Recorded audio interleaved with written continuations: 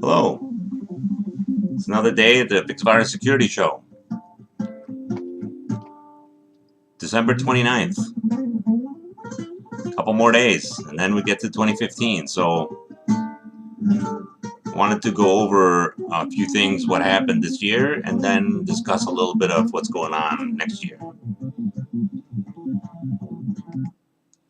So, in the news of the day, what happened this year? So, I had a blog post that discussed the reviews of all of the 2014 reviews. So, basically, we had the big infrastructure, cybersecurity problems of shell shock and heartbleed.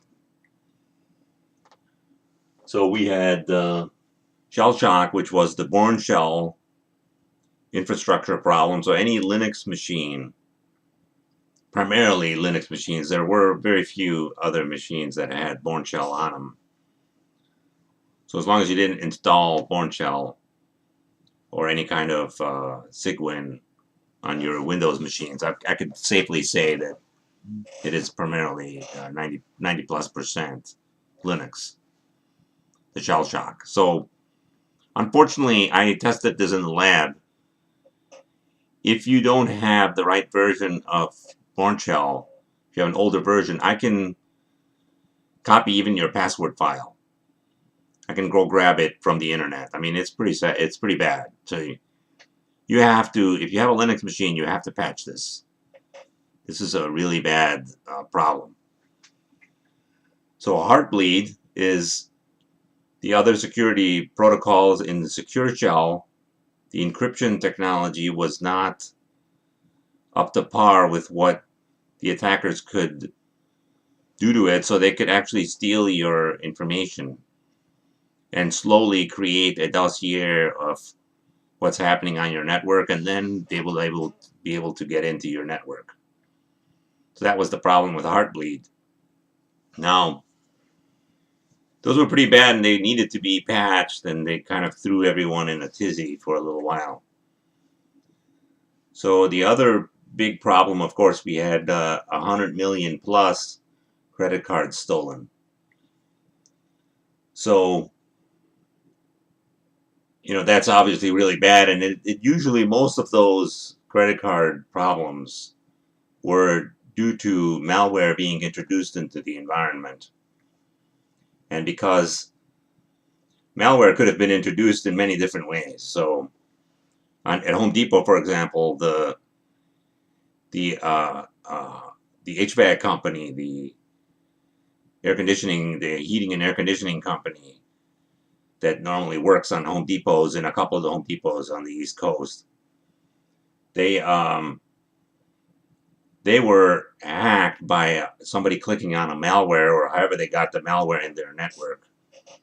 And then once they got into that machine, they were able to then go and attack Home Depot and then take all the credit card numbers from the point of sale terminals. So there's still other problems there. Obviously, they should have caught the malware that got onto the Home Depot point of sale terminals. But as we know, there is a lot of false positives on a network the size of Home Depot. So they didn't know what was a bad and what was a good, what was not a bad. What was a bad malware and what was a not a bad malware. So they didn't know. So there's so much malware on their network that they just kind of let that one slide, and unfortunately it was a bad timing. So everyone else, we've been lucky. If you haven't been hacked yet, you've been very lucky. I would not assume that that's going to happen next year. So that's primarily what has happened, is shell shock and 100 million plus credit cards stolen from various vendors using malware intrusion. So, what do we do now? Now let's go on to the news of the day. So we're all preparing for 2015. So 2015, everybody that talks about 2015 talks about more advanced attacks, more sophisticated advances by the hackers. They're going to throw more malware, more different types of attacks. So your technology needs to be updated and be able to handle these new and advanced methods coming at you. So there are also some regulatory and configuration changes that you need to be aware of. In October 2015, there is a new pin and chip technology being introduced in setup in the point of sale terminals.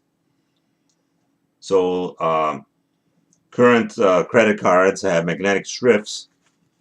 In the new credit cards will have a chip in them, and the chip will then be married to the pin. That's why it's called pin and chip instead of magnetic strip and chip pin.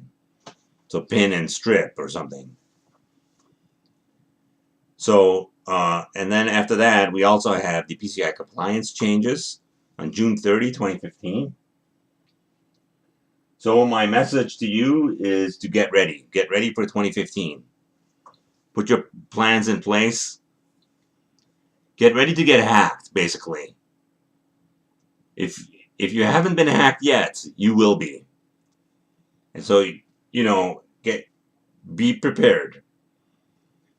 Set up your incident response.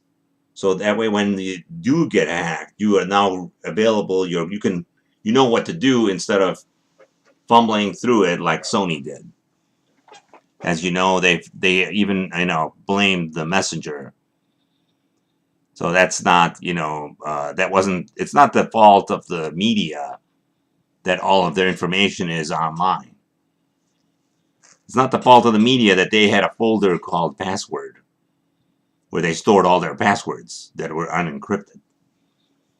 It's obviously the fault of Sony. So thank you. We will have one more Fixvirus show before the end of the year. We'll do a little bit of research. We'll have a specific show, not like this is the review show, so we're not going to have another one of these. So we're going to have a different kind of show for the last one for this year. And then we'll start next year off correctly. We will also have some new things. Next year we're gonna do Google Plus Hangouts, etc. We're gonna do a lot of other things. So thank you for watching. December 29th, 2014. Get ready for the new year.